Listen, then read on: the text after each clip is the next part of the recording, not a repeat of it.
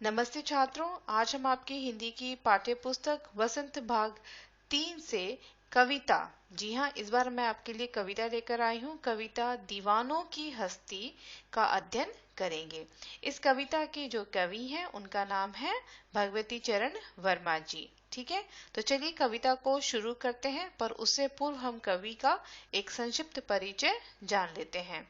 तो भगवती चरण वर्मा जी का जन्म 30 अगस्त 1903 को यानी कि 30 अगस्त 1903 को शाफीपुर उन्नाव जो कि उत्तर प्रदेश में है, वहां पर इनका जन्म हुआ था। इनकी शिक्षा की बात कर लेते हैं। इन्हें बीए तथा इन्होंने एलएलबी की शिक्षा हासिल की थी। इनकी मुख्य कृतियां कुछ इस प्रकार हैं।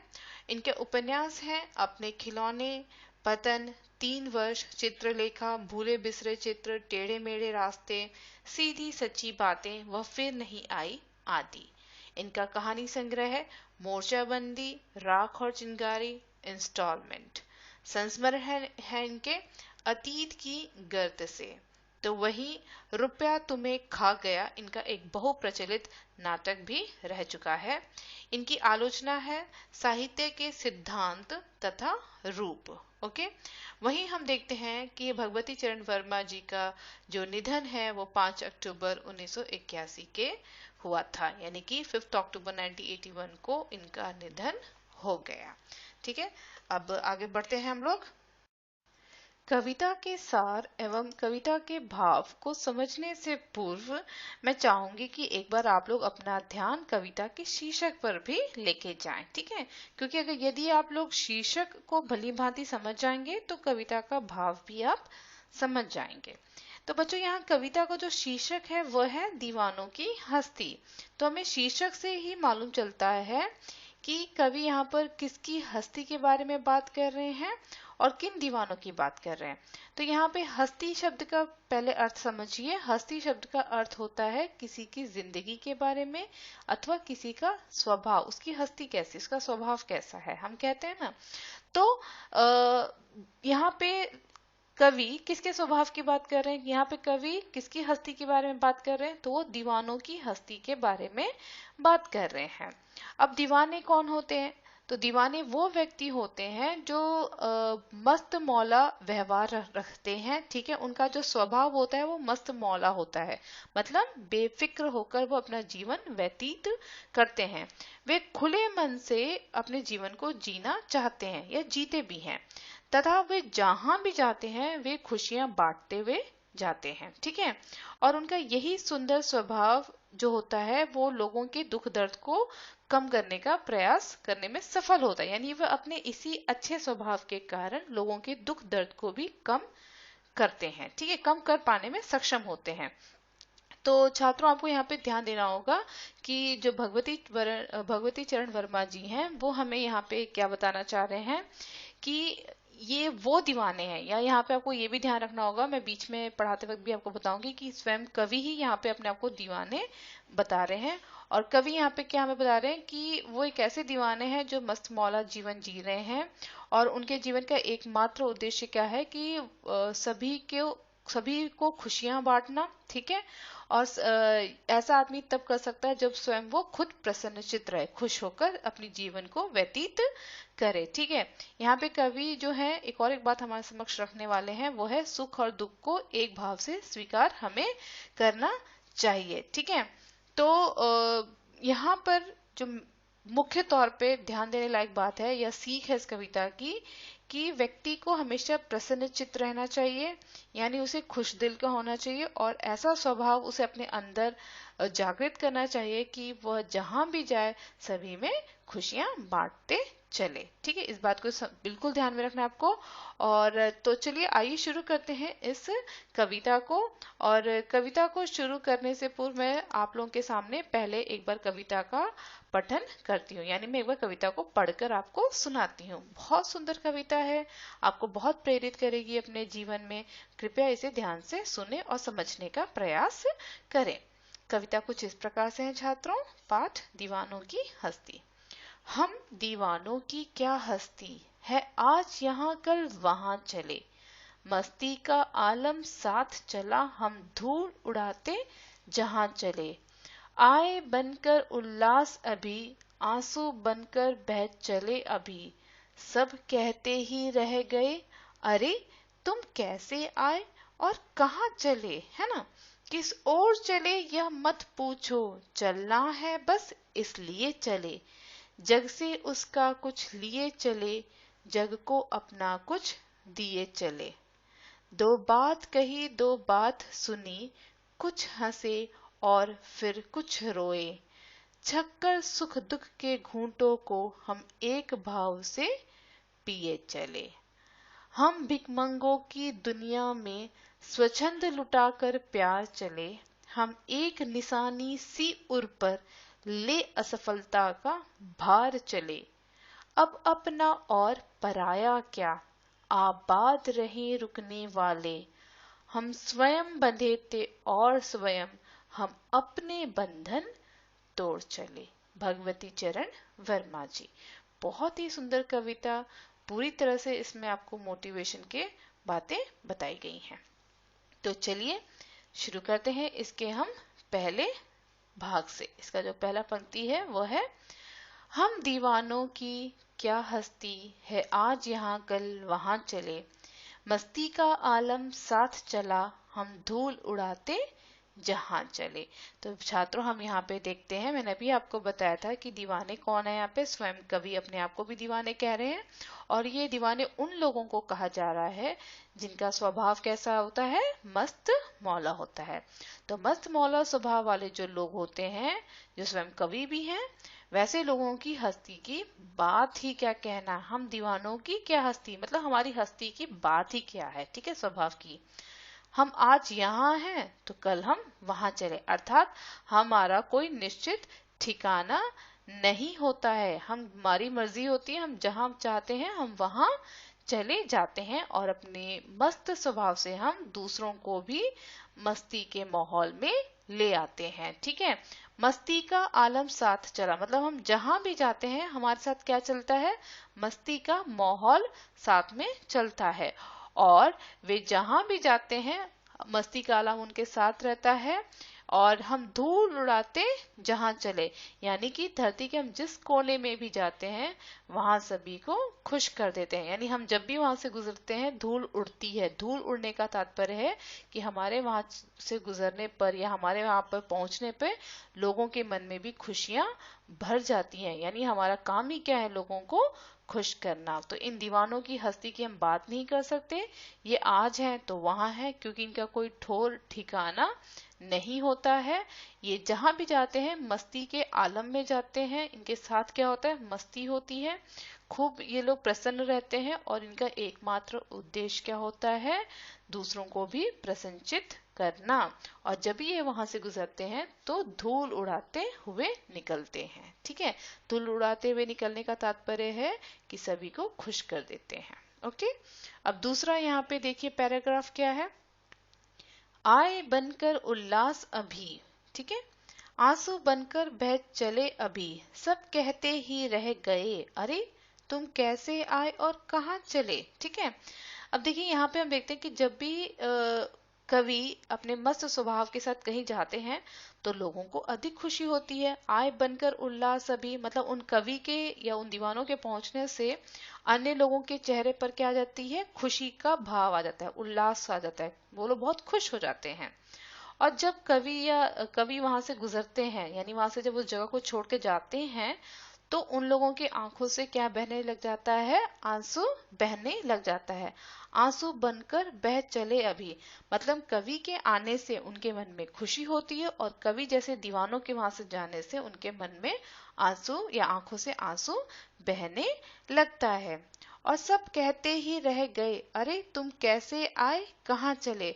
और सभी के मन में ये प्रश्न बार बार उठता है कि हमें तो पता ही नहीं चला कि तुम कब आए और कब चले जा रहे हो यहाँ से। मतलब तुम्हारे आने से जो हमें खुशी मिली है, और भले उसका जो समय है वो बहुत ही हमें कम यहाँ पे लग रहा है। अरे तुम कैसे आए, मतलब एक तो तुम जब आते हो तो हमें मालूम भी नहीं चलता है, और तुम यहाँ से जा रहे हो कहाँ चले के बाद देखिए वहां पे प्रश्न चिन्ह लगा है, क्वेश्चन मार्क लगा है।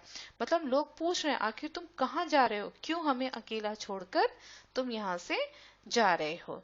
ठीक है, तो यहाँ पे छात्रों हमने देखा कि जो दीवाने हैं वो बहुत मस्ती में रहते हैं, यहाँ वहाँ जाते हैं और अपने साथ वो हमेशा मस्ती साथ लेके जाते हैं। उनके आने से लोगों के चेहरे पे खुशी छा जाती है और उनके चले जाने से लोगों की आंखों में आंसू बहने लगते हैं और लोग अचंभव में हैं कि तुम लोग कब आते हो और कब जाते हो, हमें तो कुछ पता ही नहीं चलता है।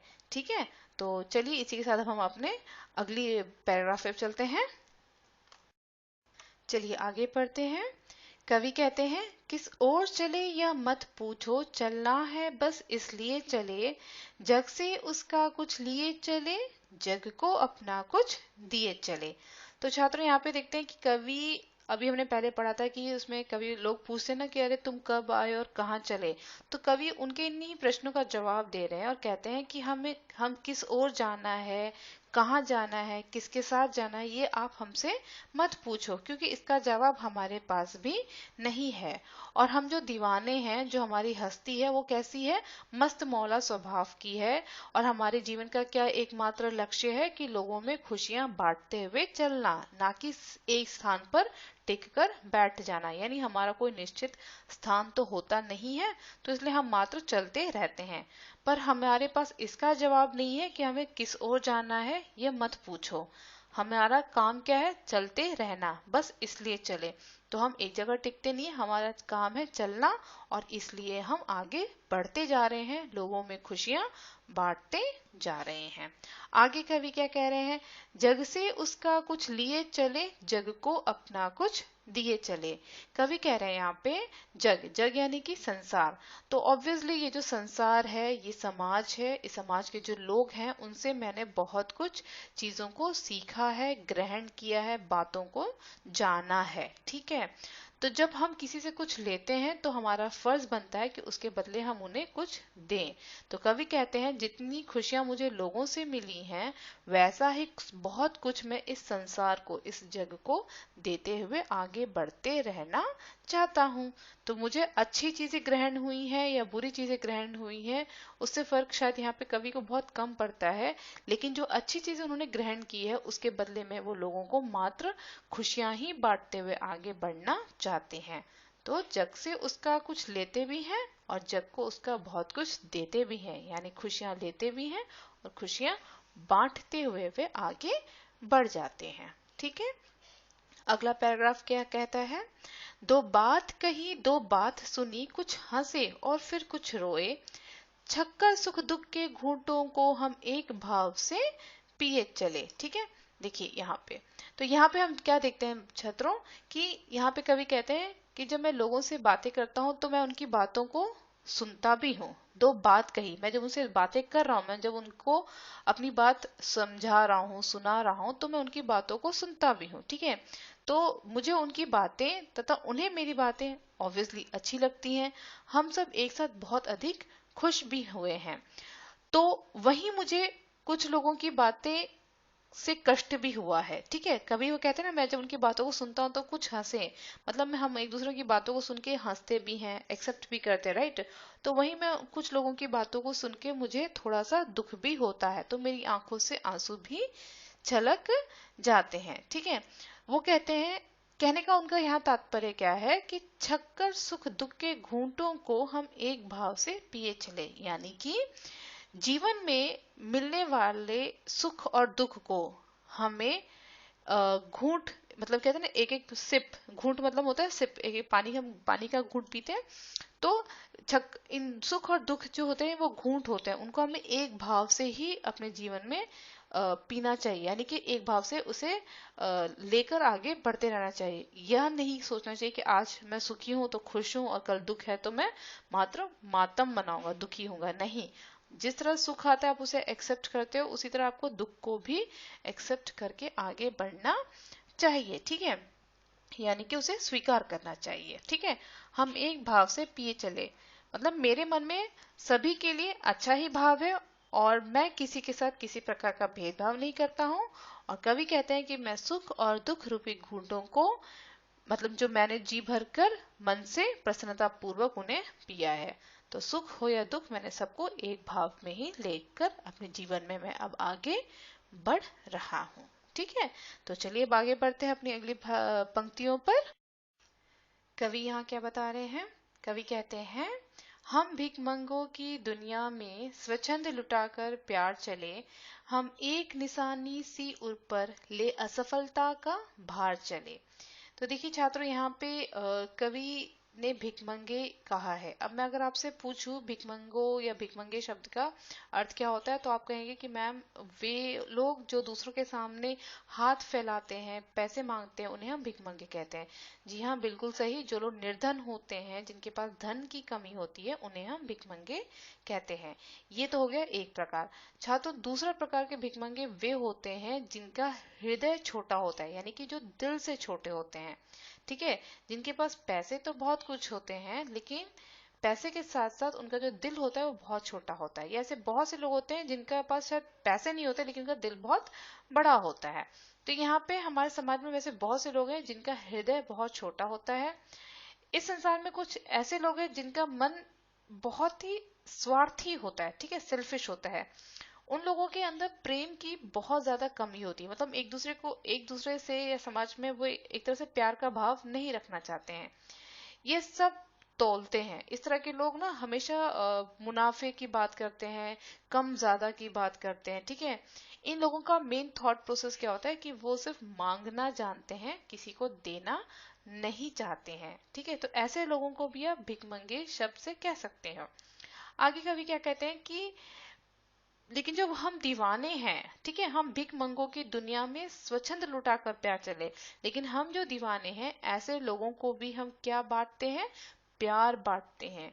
ऐसे लोगों को हम क्या बांटते हैं? खुशियां बांटते हैं। ठीक है, और वो भी स्वच्छंद रूप में, मतलब बिना कुछ सोचे समझे एकदम खुश मन से लुटाते हैं, उन पर हम अपना प्यार लुटाते हैं। इस तरह के लोगों पर भी जो दूसरों को देने से हिचकिचाते हैं। ठीक है, पहली बात तो उन्होंने यहाँ पे क्या कहते हैं कि दूसरों की तकलीफ एवं जो दुख से जिन लोगों को कुछ लेना देना नहीं होता है, वैसे लोगों पर भी हम दीवाने स्वच्छंद रूप से अपना प्यार लुटाकर चलते हैं। ठीक है, अब इसी पंक्ति की दूसरी लाइंस क्या है? हम एक निशानी सी उर पर ले असफलता का भार चले। यहाँ कवि क्या कहते हैं कि अपने इसी प्रयास में, अर्थात लोगों को खुश करने के प्रयास में, प्रसन्न करने की कोशिश में, यदि कभी कभी हम असफल भी हो जाते हैं, यानी हमें सफलता नहीं मिलती है, तो उस असफलता को भी मैं अपनी ही कमजोरी मानूंगा। यानी मैं कहूंगा कि हाँ, ये मेरी गलती है।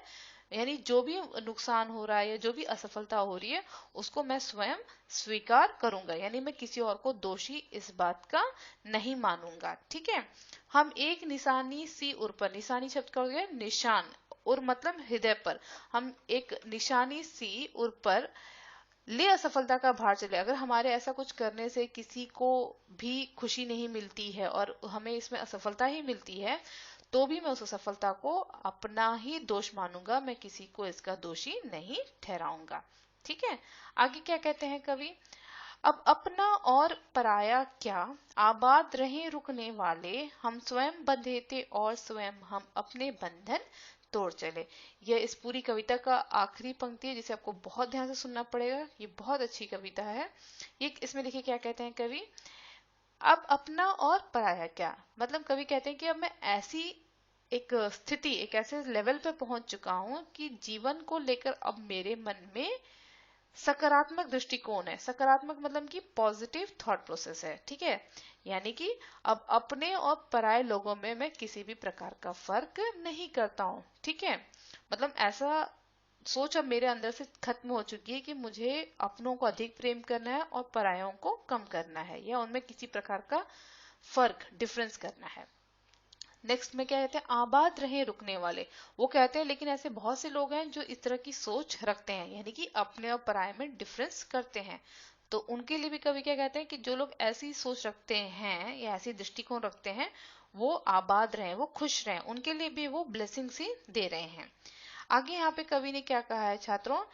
हम स्वयं बंधे थे और स्वयं हम अपने बंधन तोड़ चले। कवि यहाँ कहते हैं कि यू नो हम इस सांसारिक बातों में जो थे, हम खुद ही बंधे हुए थे। सांसारिक चीजों ने हमें खुद ही अपने अंदर लुभावनी बातों ने हमें अंदर अपने बांध के रखा था, हमें किसी ने मजबूर नहीं किया था। ठीक है, अब हम ही इन सांसारिक भावों को या इन बंधनों को तोड़ रहे हैं और आगे जीवन में बढ़ रहे हैं। क्यों ऐसा हो रहा है?